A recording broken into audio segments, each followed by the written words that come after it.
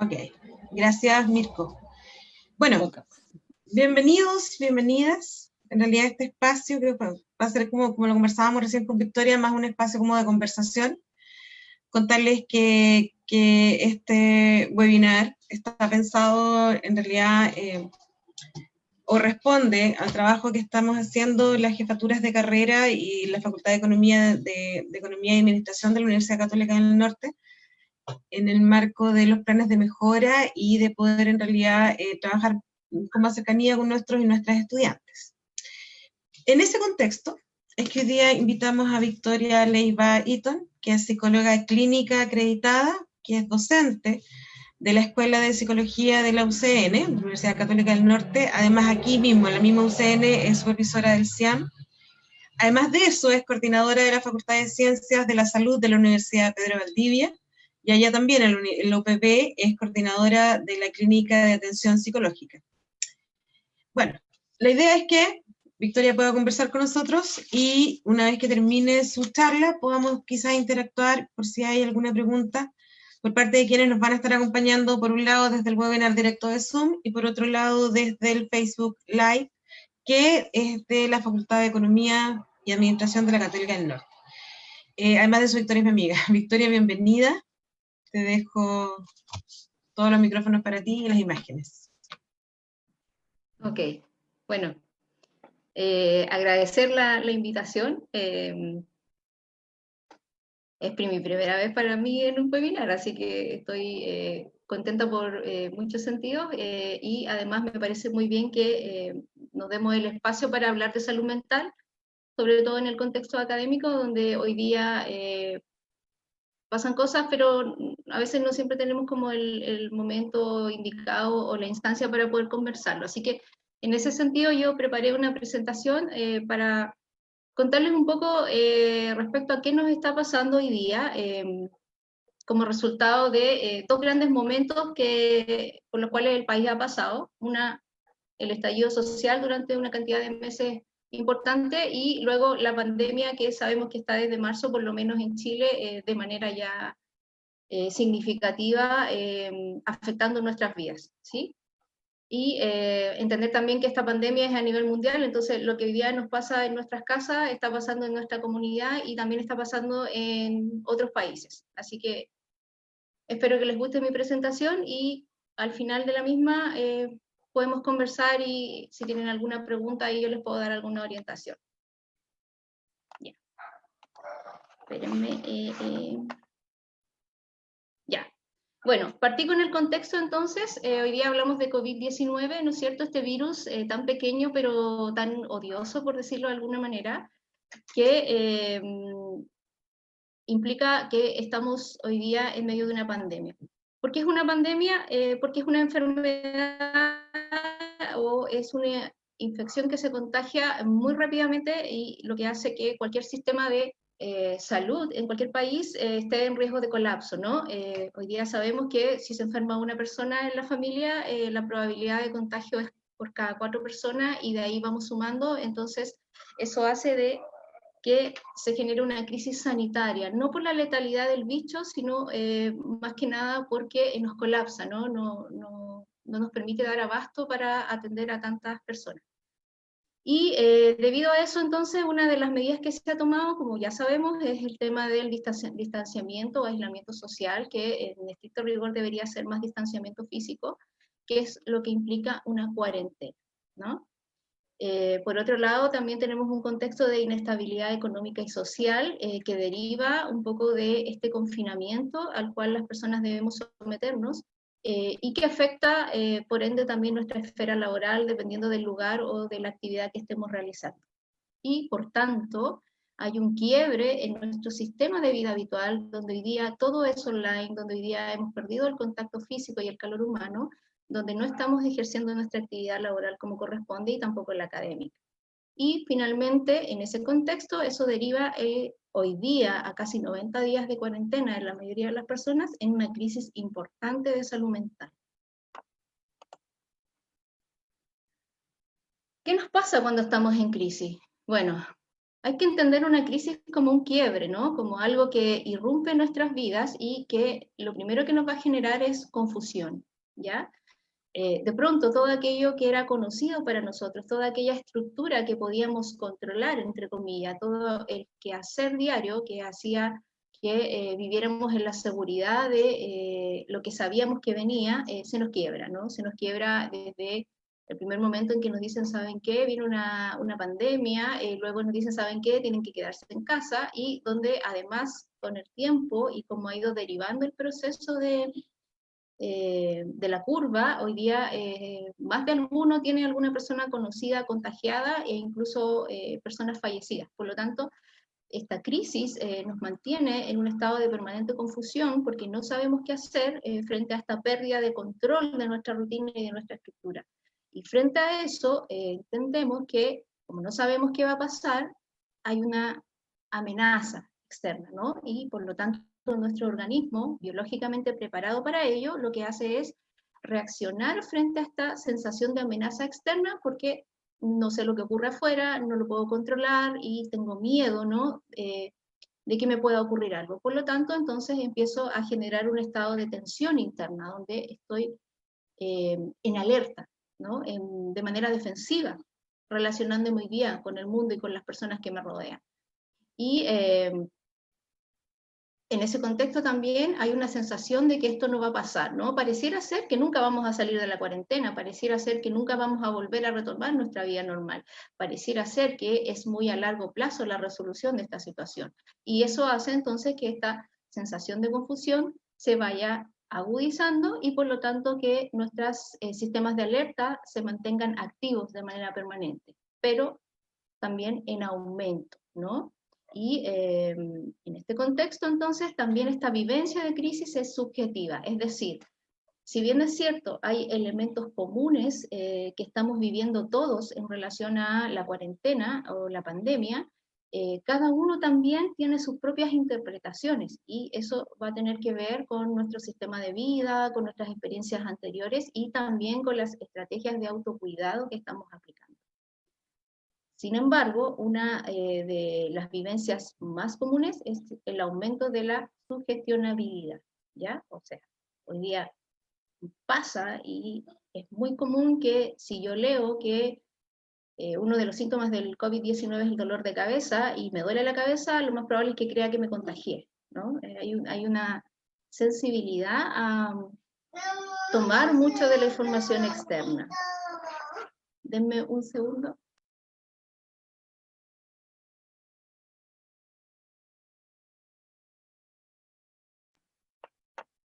Ya.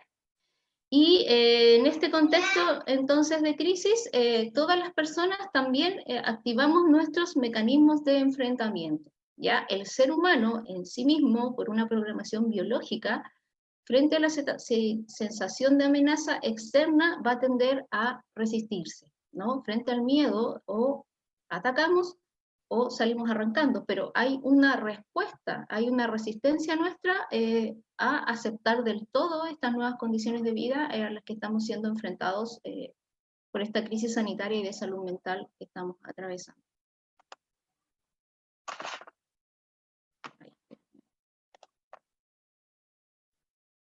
Ya. Hoy día, ¿cuáles son los efectos entonces de esta cuarentena? ¿Qué es lo que va generando cada día más sensación de estar en estado de crisis? Primero tenemos la ansiedad aumentada, ¿no? Hay una sensación de anormalidad, es decir, toda esta vida que yo estoy llevando hace más o menos 90 días no es mi vida normal, ¿no? Ahí yo estoy improvisando todos los días distintas actividades que antes yo tenía control y que antes realizaba y que eran normales para mí. Hay una inestabilidad y una incertidumbre permanente.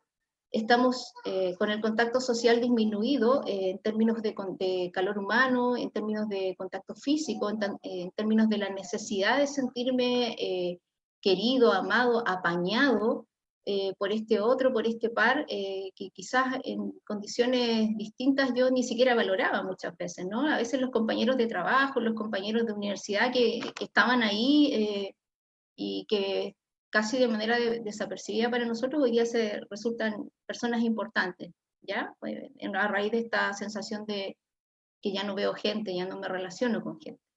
Y todo esto deriva en que hay una afectación en todos los ámbitos de nuestra vida. Es imposible que en términos académicos y en términos laborales tengamos el mismo rendimiento que en condiciones distintas. ¿Ya? No funciona, digamos, no están nuestras condiciones emocionales y cognitivas para rendir como rendíamos en mayo del 2019, por ejemplo. La ansiedad.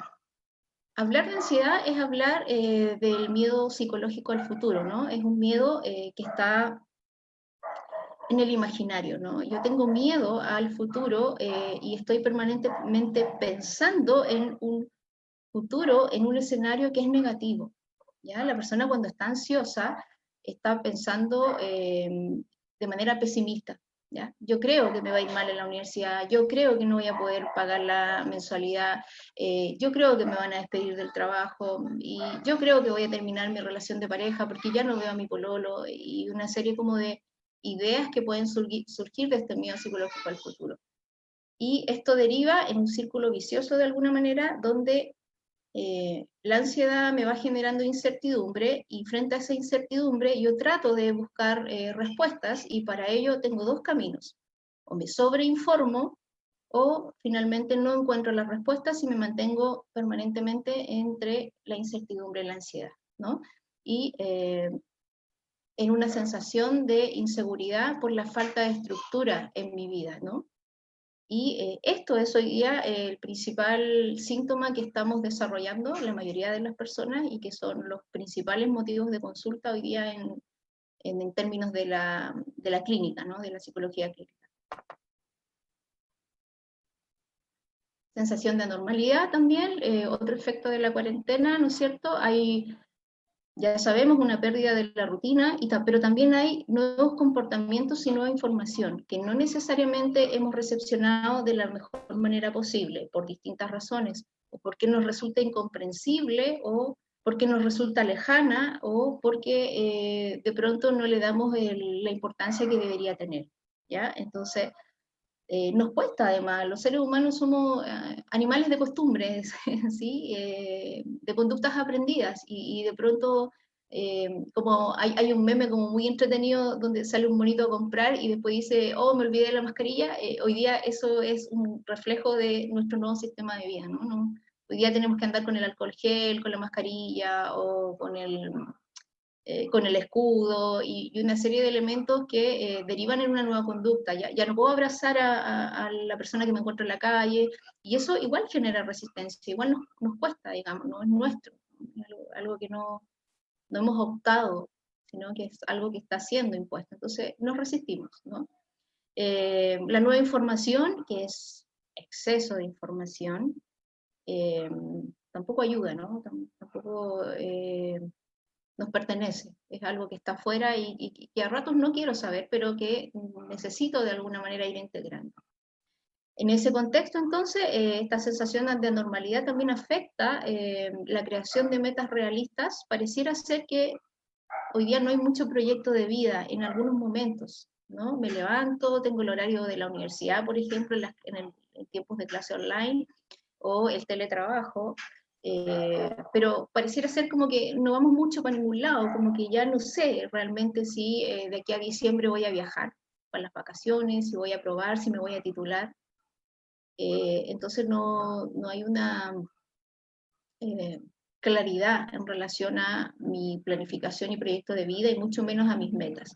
Y en ese sentido también me desmotivo, ¿no? Hay una desmotivación diaria muchas veces, y que, como les decía anteriormente, afecta a todos los ámbitos de mi vida. Por lo tanto, si yo hoy día me levanto y no tengo ganas de entrar a ninguna clase, probablemente es porque estoy en algunos de estos niveles de respuesta a la cuarentena.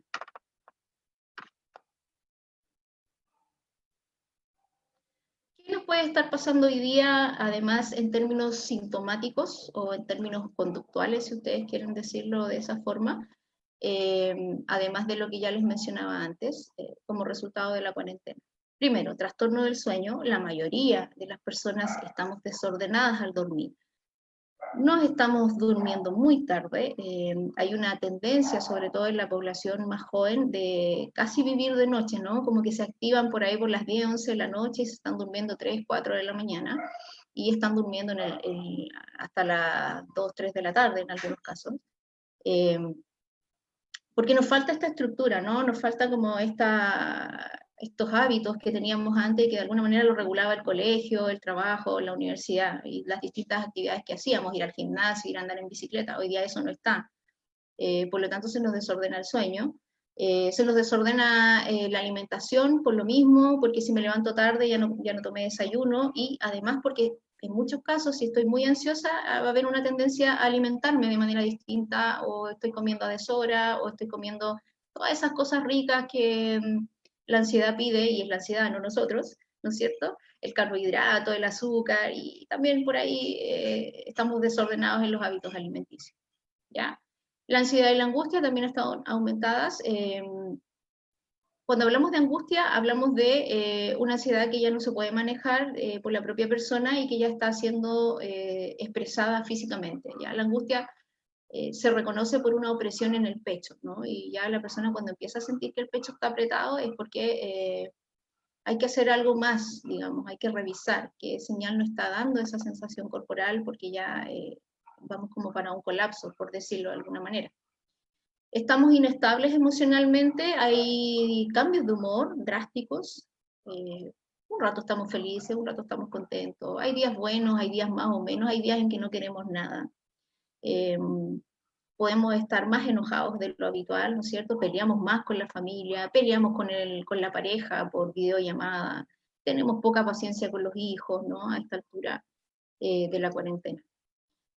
Algunos trastornos afectivos, sí, hay estados depresivos, porque hay que decirlo que en términos clínicos, desde la psicología, si yo estoy ansioso, lo más probable es que me deprima, si estoy estresado, lo más probable es que me deprima. Por lo tanto, si hay días en que se sienten sin ganas de nada, si ya no se quieren levantar, si están con una visión muy pesimista de la vida, lo más probable es que estén desarrollando en algún grado depresión, ¿ya? Pero es una depresión entendible en el contexto en el que estamos, por lo tanto tratable. Y como ya les dije antes, una baja en el rendimiento académico y laboral, lo más probable, ¿ya?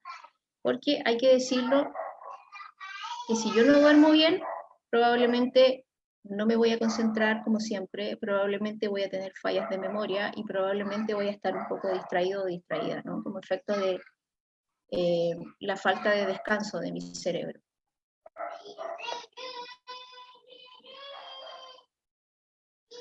Técnicas de autocuidado.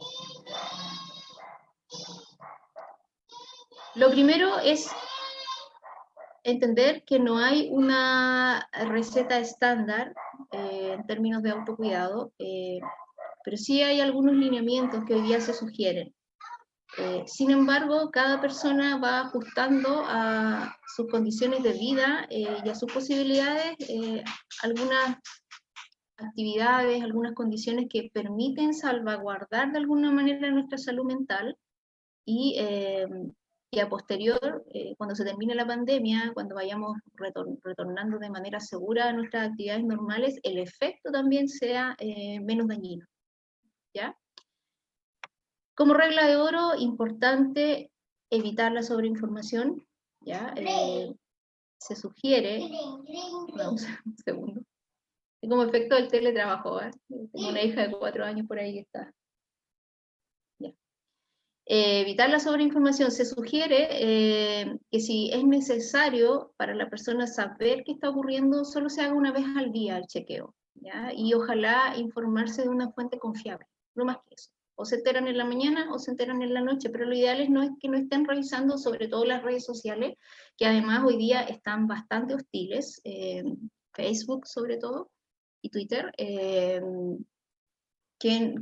no accedan a esa información a cada cierto tiempo. Así, contarles que yo estas últimas 2 semanas he estado atendiendo estudiantes que han estado haciendo consulta por el tema de la ansiedad, que ya la están manifestando en distintos síntomas. Y una de las conductas que tienen es que efectivamente están todo el día revisando, ¿no? Lo que está ocurriendo con la curva. Y la verdad es que a esta altura sabemos que el contagio es alto y en realidad más allá de eso no va a variar la información. Entonces tampoco tiene mucho sentido estar permanentemente actualizándonos en esa línea. Ojalá descansar de las redes sociales, si pudiesen apagar sus redes sociales 1 o 2 horas al día, también es una sugerencia que se está haciendo. Establecer una rutina acorde a las condiciones de vida. Es súper importante que en la mañana se levanten y se cambien de ropa, que no se queden con pijama todo el día, por ejemplo. ¿Ya? Hagan un cambio a ropa cómoda. ¿Ya? Porque nosotros funcionamos de manera automática y eso está programado en nuestro cerebro. Entonces, si yo me levanto en la mañana, me ducho y me cambio ropa, mi cerebro entiende que viene una actividad productiva. ¿Sí? Se activa, por decirlo de alguna forma. Entonces, lo ideal es hacer el cambio de ropa en la mañana, cuando se levantan, sacarse el pijama, respetar el horario de la alimentación en la medida de lo posible y ojalá ordenar el sueño. ¿Ya? Esas son como las 3 cuestiones que por lo mínimo deberíamos tener estructuradas para poder bajar nuestros niveles de ansiedad y esa sensación de incertidumbre y de falta de estructura con la que estamos viviendo.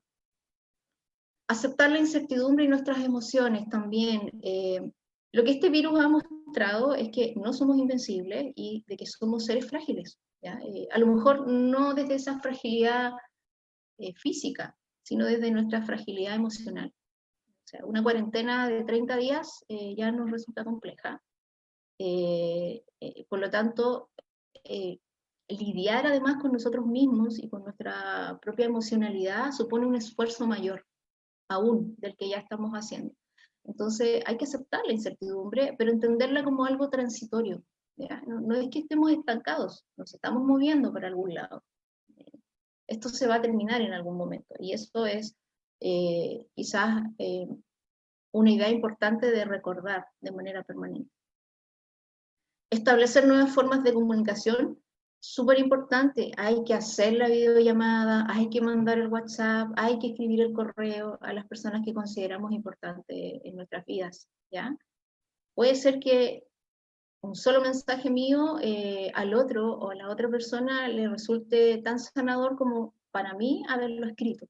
Entonces, estas nuevas formas de comunicación hay que utilizarlas, ¿no? Necesitamos expresarnos, necesitamos dar cariño de alguna manera, hacer uso del recurso tecnológico que nos pueda favorecer en ese sentido, mantener los vínculos. Realizar actividades placenteras, las que ustedes consideren placenteras, puede ser 10 minutos de música, puede ser cocinar para aquellos que les gusta, puede ser leer, ¿no?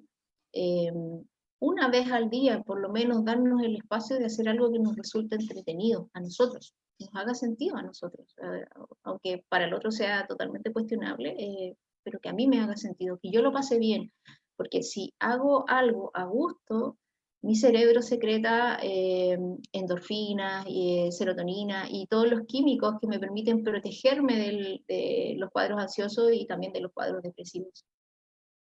Si pese a eso, aún así hay una sensación de estar muy abrumado, muy abrumada, si hay ideas muy catastróficas, si no hay muchas ganas de seguir intentándolo, pedir ayuda profesional. ¿Ya? Hoy día hay bastantes dispositivos de salud que están trabajando en el contexto de COVID. Es una condición distinta de trabajo. Hay harto voluntariado de todo el país que está también disponible para la atención remota en el contexto de COVID, porque es una situación diferente, ¿no? Es una crisis de salud mental. Por lo tanto, no sientan vergüenza, si quieren, no sientan temor por sentir que necesitan ayuda profesional, ¿ya? Porque nos está pasando a todos, no solamente a ustedes. Y en ese sentido, está bien no estar bien, ¿cierto? Hay que aceptarnos en nuestra fragilidad, en nuestra vulnerabilidad, en nuestro miedo, pero tenemos que hacer algo al respecto. O sea, tenemos que hacer autocuidado. No se puede solo. Si bien es cierto, el organismo, nuestro cuerpo es una máquina perfecta que tiene la capacidad de autorregulación, en las condiciones de hoy día, de tan largo plazo y tan extremas, no siempre se puede solo. Entonces hay que instalar estas conductas de autocuidado, hay que ser responsable del autocuidado, ¿no? No sobreexigirse en ese sentido, pero sí empezar a hacer cosas que nos puedan ayudar a proteger nuestra salud mental, ¿ya?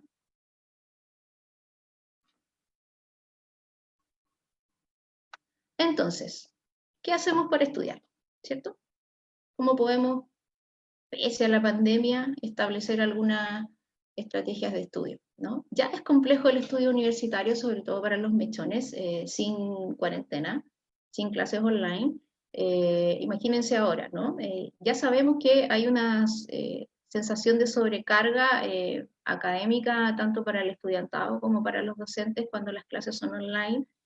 Hay un compromiso físico, ¿no? Que implica el estar mucho tiempo en la pantalla. Eh, por lo tanto, a pesar de que pareciera ser que era más fácil el online, en realidad hoy día se ha demostrado en la práctica que no es tan así, que hay que también ser cuidadoso en el sentido de cómo voy a planificar mi estudio y para que este también sea en un contexto de autocuidado, ¿no? Primero entender que cuando hablamos de estrategias de estudio, de lo que estamos hablando es de todo aquello que yo hago para poder favorecer mi propio aprendizaje, ¿ya? Es aprender a aprender. Y en ese sentido, todas las personas también tenemos nuestras propias estrategias de estudio y nuestras propias formas de promover nuestro autoaprendizaje, por decirlo de alguna manera, ¿ya? Algunas que hemos ido aprendiendo por ensayo y error, ¿no? Resultado de los años anteriores, de la enseñanza básica, de la enseñanza media. Hay otras que han tenido acceso a entrenamiento y a orientación, y hay otras que van, algunas, y otras estrategias que van a surgir como resultado de la vía universitaria.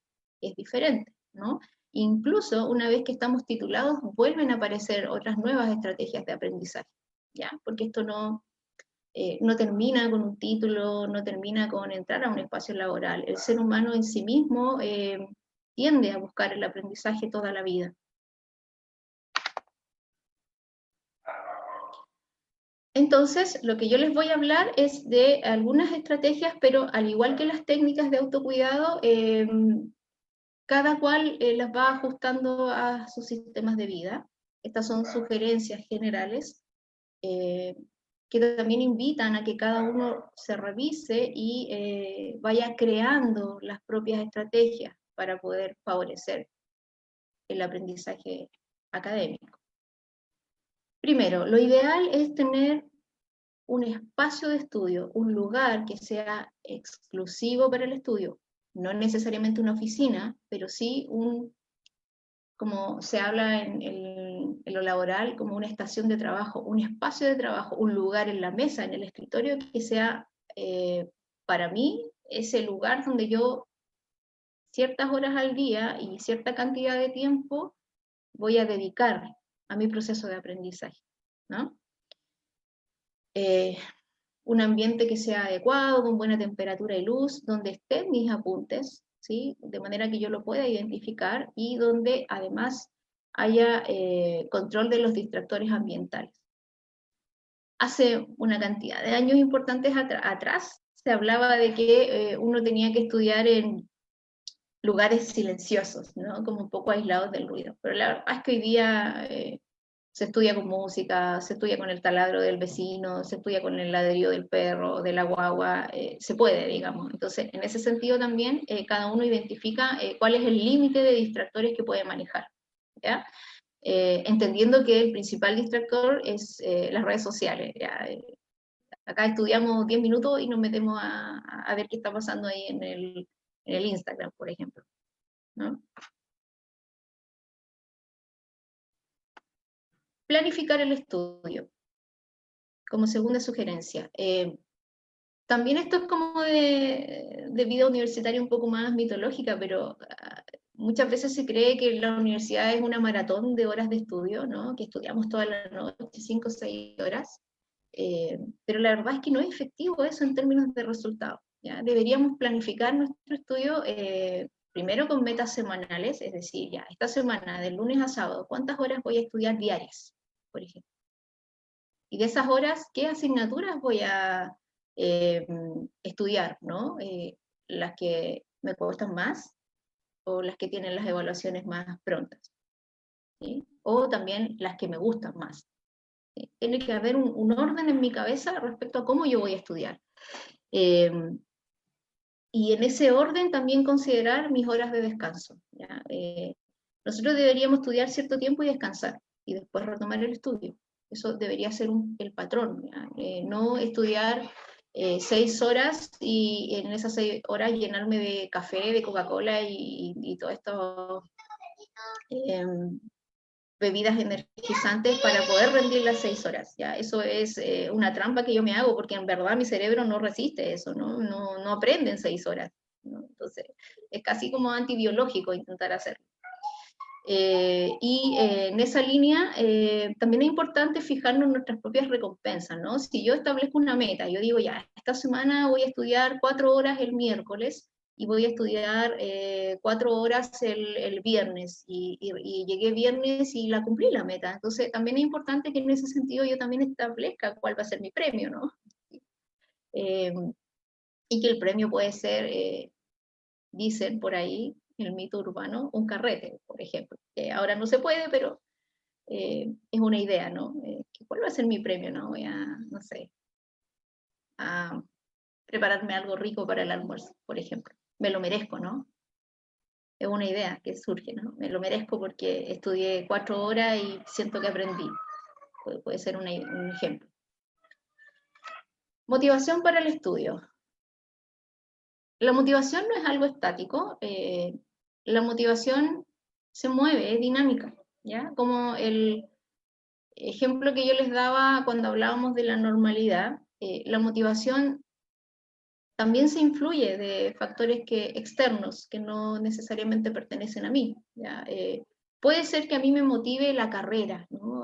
Yo entré a estudiar psicología porque siempre quise estudiar psicología, y esa puede ser mi motivación en marzo, así la primera semana de clase.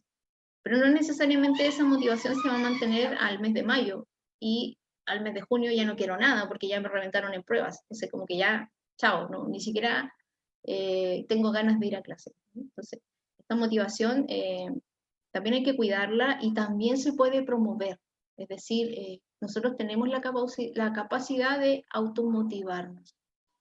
Y aquí hay algunas ideas que permiten ese proceso interno, ¿no?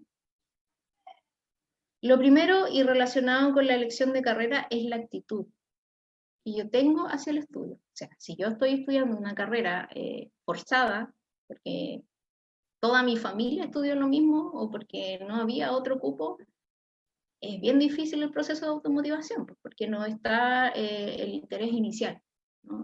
Estoy estudiando algo que me gusta, ¿ya? Nosotros, la verdad es que como seres humanos vamos a tender al placer, y el placer está en hacer aquello que nos gusta.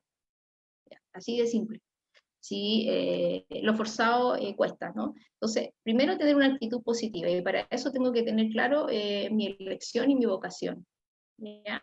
Si tienen duda, igual se puede trabajar, pero lo ideal es que hayan escogido algo que realmente les guste y que piensen va a ser gran parte de su vida a la que se van a dedicar a eso, ¿no? O sea, uno está trabajando desde más o menos los 20 años, 21, 22 años hasta los 65, o sea, mucho tiempo en un solo ámbito. Entonces, es importante evaluar eso. Eso permite mantener el interés, ¿no? Me interesa lo que me gusta, eso me mueve. Y en ese sentido, a pesar de que yo pueda haber escogido la carrera de mi vida, lo que yo siempre quise estudiar y me interesa mucho ir a clase, también tengo que hacer un análisis de mis fortalezas y debilidades, porque de esa manera me focalizo en aquellas áreas donde tengo que reforzar y puedo relajarme en otras, ¿sí? Una cuestiones que pueden motivar mucho a un estudiante es efectivamente la sensación de haber estudiado mucho y no haber obtenido el resultado esperado para lo que ellos sentían, ¿no? A veces pasa que presentan un trabajo escrito y el trabajo es maravilloso y estuvieron muchas horas y estudiaron mucho y no sé qué, y el profe les pone un 4. Y ustedes sentían que el trabajo era para un 6, ¿no? Y ahí entonces se produce una baja inmediatamente de las ganas, porque la sensación de que ¿para qué lo hago si no lo logro? Pesa mucho en ese momento. Entonces, una forma de prevenir esas situaciones es trabajar en mí mismo, bueno, entonces, ¿cuál es mi fortaleza y cuál es mi debilidad en esta asignatura? ¿No? Y puede ser que yo sea súper bueno para redactar, pero muy malo para hacer una conclusión, por ejemplo, ¿no? Y entonces voy reforzando aquello que me cuesta más. Creación de metas realistas. Las metas tienen que ser a corto plazo, sobre todo en cuarentena, porque no tenemos más allá de la semana, incluso estamos viviendo el día a día, se podría decir de alguna forma también, ¿no? En esta eh, vida improvisada que estamos teniendo, es difícil plantearse mucho más allá de una semana, porque puede ser que mañana nos digan que no hay cuarentena y que volvemos a la normalidad, como puede ser que mañana en Antofagasta nos decreten cuarentena total de nuevo, ¿no? Entonces, las metas tienen que ser idealmente semanales en términos de estudio, ¿no? Y ahí, vamos a mover acá. Y también la recompensa por el trabajo bien hecho, ¿no? Lo mismo que les decía la vez anterior. Muchas, no sé, pues así como, wow, me merezco tomarme una chelita hoy día en la noche porque tuve una semana súper difícil y la saqué bien, por ejemplo, ¿no? Eh, uno tiene que tener esa capacidad de reconocerse a sí mismo y pegarse así como la palmadita cuando hace bien las cosas. Es casi un derecho humano. Algunas técnicas de estudio, las más conocidas, está el mapa mental, el mapa conceptual, el mandala conceptual, subrayar resúmenes y la lluvia de ideas. El mapa mental, ahí hay un ejemplo, es un diagrama que se usa para representar palabras, ideas que surgen de una palabra clave, ¿ya? No es tan estructurado como el mapa conceptual, es decir, si ustedes leen una guía y supongamos que quieren trabajar, como en este ejemplo de acá, la salud, lo ponen en el medio y van desarrollando todos los conceptos que quieran relacionar con esa palabra clave y que van a permitir que se comprenda el contenido y que pase a la memoria y que lo puedan después aplicar en las pruebas. ¿Ya? En el ejemplo, en el medio está salud y alrededor está medicina, comida, genes, condiciones espirituales, medio ambiente, estado físico, ¿ya? Que se relacionan con la salud en general. Y de ahí, por ejemplo, en la espiritualidad deriva en el amor, deriva en los hobbies, en el ocio, que también es importante para sentirnos bien, y quizás en las creencias religiosas, ¿no? En ese ejemplo. El mapa conceptual es mucho más estructurado que la técnica anterior, porque esto surge del resumen que ustedes hagan de lo que leyeron. ¿Ya? Entonces, ustedes leen, subrayan, hacen el resumen y luego de ahí surge este esquema donde hay una relación entre los conceptos. Es una relación de definición, de organización, de estructura, ¿ya? Entonces, algunos estudiantes lo que hacen es como, hacen el resumen y después sin necesidad de mirar el resumen, hacen un mapa conceptual para como evaluar qué es lo que entendieron de lo que estaban estudiando, ¿no? Entonces, mucho más estructurado el mapa conceptual. Luego está el mandala conceptual, que tiene la misma lógica que las técnicas anteriores, pero que se diferencia en que no utilizamos los conceptos, sino que utilizamos dibujos para hacer estos esquemas, ¿ya? Y esto sirve harto para las personas que tienen memoria visual, ¿ya? Bastante efectivo para, así como memoria fotográfica, utilizar mapas conceptuales. Ahí hay algunos ejemplos. El mandala siempre es redondo, también se distingue por eso. como un mandala tradicional o la definición de mandala que se conoce. Y la lluvia de ideas como técnica en general se usa bastante con los trabajos grupales, pero también se puede hacer de manera individual. Incluso a veces estudian y empiezan en una hoja como a garabatear ideas, conceptos, como incluso en clase, hay estudiantes que están en clase y están como garabateando en el cuaderno ideas que van surgiendo y que no necesariamente están conectadas. Una vez que uno baja estas ideas, esta lluvia de ideas, lo que hace es analizarlas y empezar recién a hacer esquemas, ¿ya? ¿Y por qué se sugiere más para el trabajo grupal? Porque permite el debate y permite el llegar a consenso, a establecer lineamientos comunes, a la discusión, como a la riqueza también, porque aparece mucha información que hace que los estudiantes se vayan nutriendo, retroalimentando entre ellos en este proceso grupal. Ya. Y otro tema importante que me gustaría como abordar en esta presentación es el tema del descanso en el estudio. Nuestro cerebro no rinde más allá de 45 minutos de manera efectiva, ¿ya? A lo más una hora, con 60 minutos de estudio ya como que están en el máximo nivel de exigencia en términos de concentración, interés, memoria, incluso de cansancio físico. Por lo tanto, cuando planifiquen su estudio, ese debe ser el tiempo como de eficacia, ¿no? Si voy a estudiar 60 minutos y esos 60 minutos me siento en mi lugar de estudio y me concentro en eso, en lo que esté haciendo, sea una guía, sea lectura. Más allá de eso, o más allá de los 45 minutos, ya nos cansamos y necesitamos hacer entonces el receso. Y el receso es tan importante como la técnica que están utilizando. En general, es lo que en los trabajos se llama la pausa activa. Este receso en el estudio implica levantarse del lugar, implica mover el cuerpo, hacer alguna actividad. Algunos estudiantes se levantan y se preparan comida, otros salen como a tomar aire, a tomar sol. La idea es como que sea así, ¿no? Que no sea voy a descansar 10 minutos y me quedé en el mismo lugar y me puse a ver las redes sociales. O sea, no es tan efectivo como salir, moverse, ¿ya? Y un descanso puede ser de 10 minutos a media hora, depende de la intensidad del estudio. O sea, si estuvieron estudiando una asignatura que era muy compleja para ustedes, donde a veces pasa que tenemos que leer una guía 3, 4, 5 veces, un descanso de 10 minutos puede ser muy, muy poquito, entonces a lo mejor ahí podemos descansar un poquito más.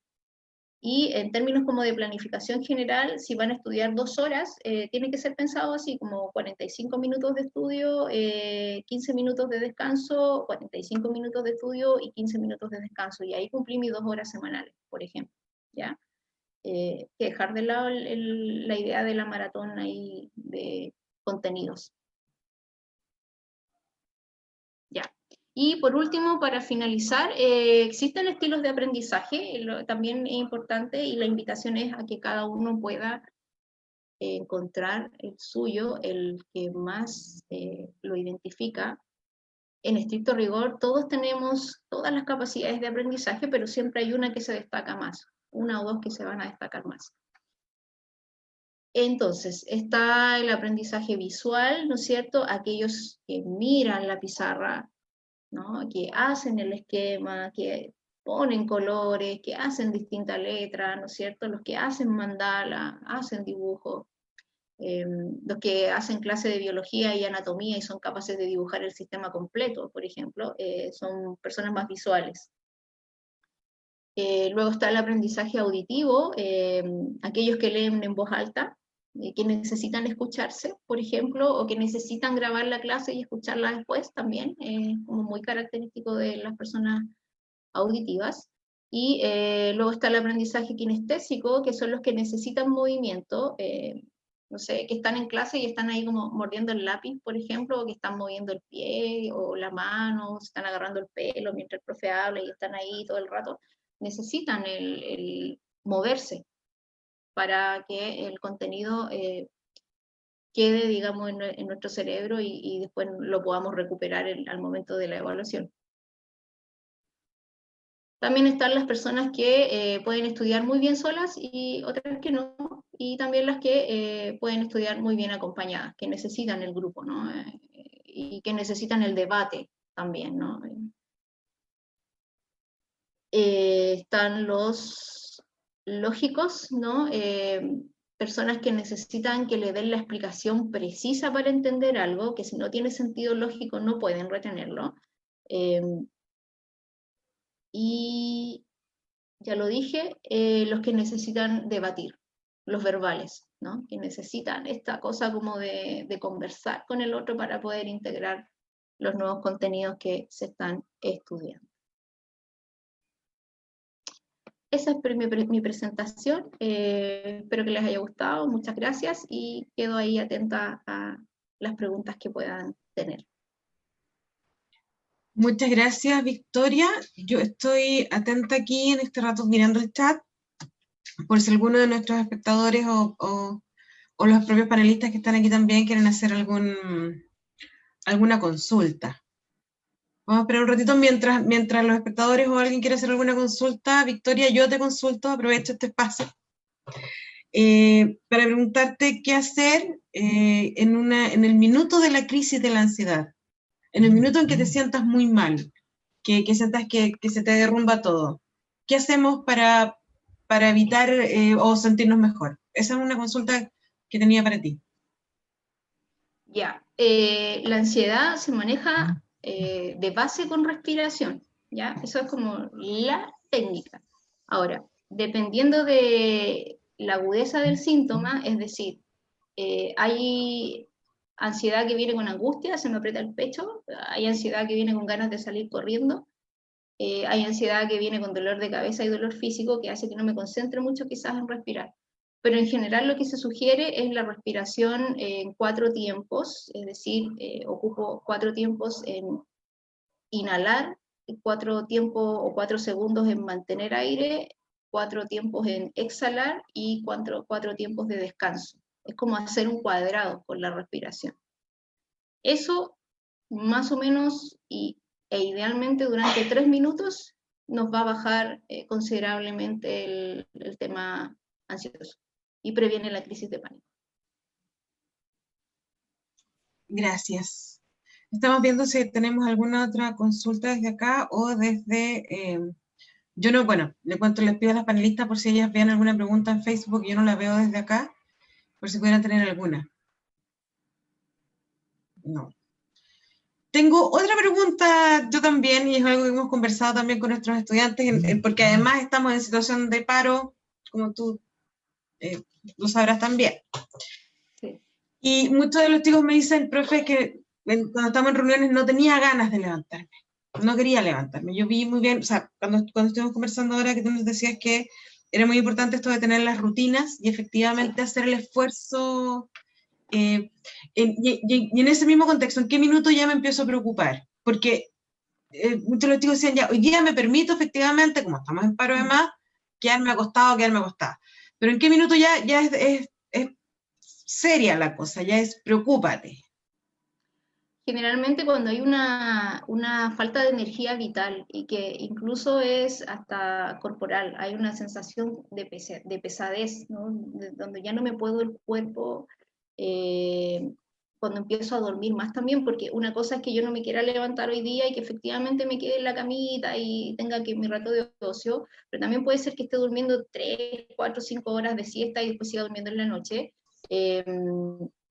Hay algunas personas que también relatan que sienten que hablan lento. Es como que me pesa hablar, me pesa, y está todo lento. Hay una sensación de que la vida pasa en cámara lenta. Ahí hay que consultar, porque puede estar a la base un cuadro depresivo importante.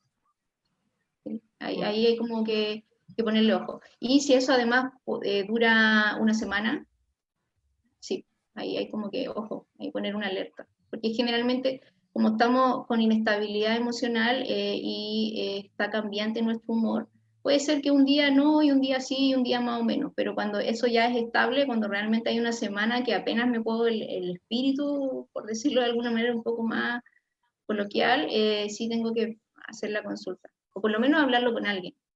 Oye, me pasa esto.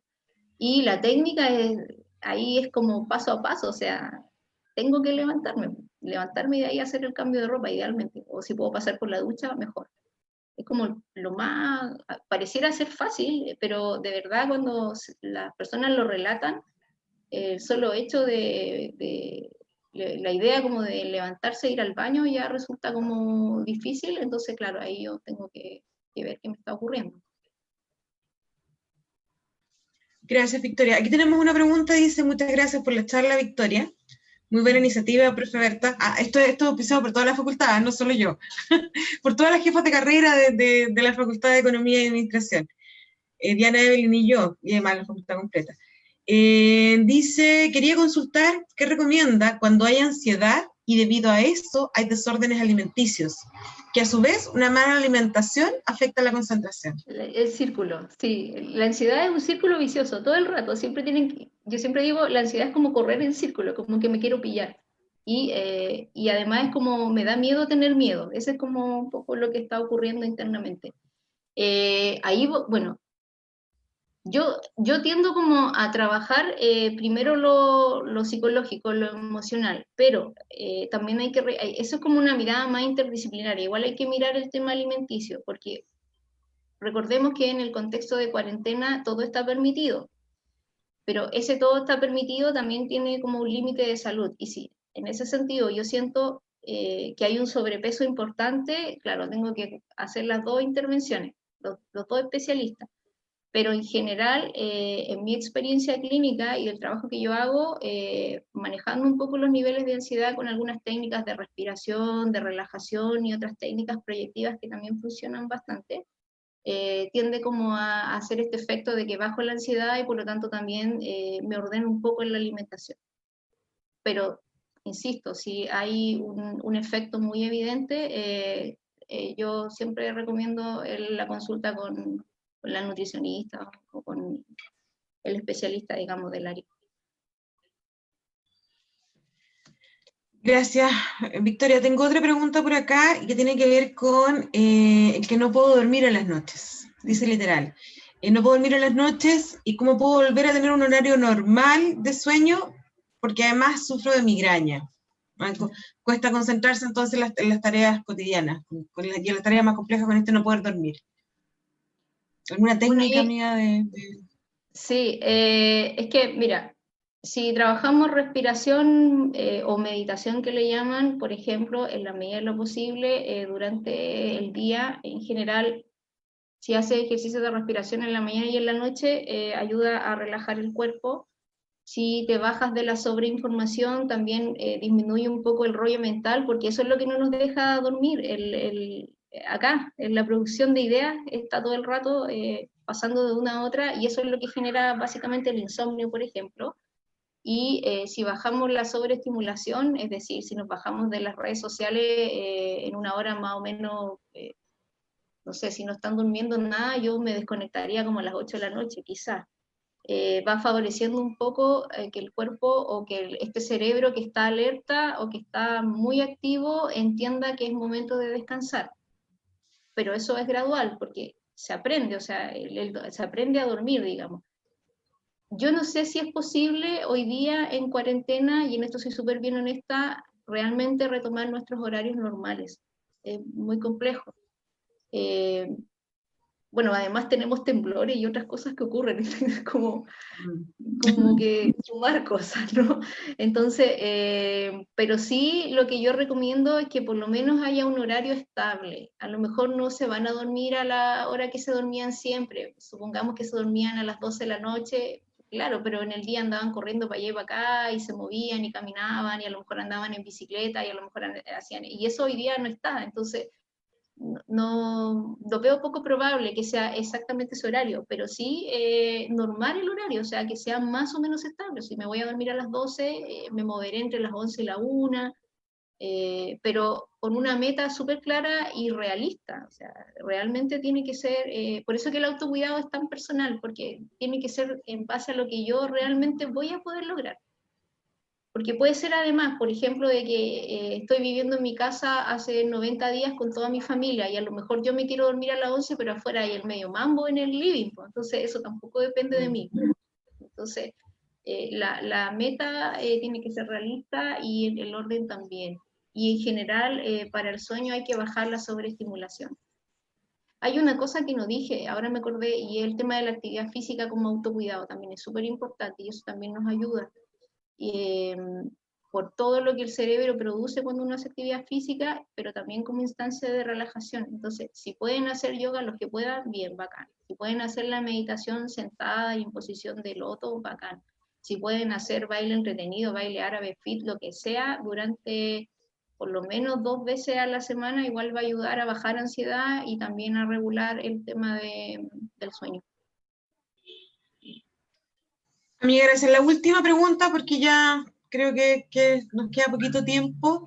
En esta interacción que es bastante, que es online todo el rato, particularmente entre los compañeros y las compañeras, también la consulta, ¿cómo ayudamos a otro compañero o compañera que pueda estar constantemente sufriendo de ansiedad? ¿Qué hacemos nosotros por el otro? Darle el espacio de expresión, ¿ya? Necesitamos decir lo que nos pasa, o sea, y desarrollar la paciencia para escuchar al otro, desarrollar también el permiso para permitirme hablar al otro, estar ahí disponible. Para el que está ansioso está todo el rato transmitiendo, pero en la cabeza. Y cuando uno está en el mundo de las ideas, no para, digamos, porque no lo puedo concretar, no lo veo real, no lo veo posible, pero cuando lo hablo, o lo escribo, o lo pinto, o lo expreso de alguna manera, lo hago accesible, lo saco de mi cabeza. Y eso ayuda, digamos, ¿no? El diálogo, el que el otro me ayude a analizar, el que el otro me calme, el que el otro me diga, oye, ¿sabes qué? No, está equivocado, nada que ver, siempre va a ser un buen recurso. Acá hay que entendernos como que estamos todos en esto y lo estamos pasando mal y nos necesitamos como comunidad, nos necesitamos como humanidad.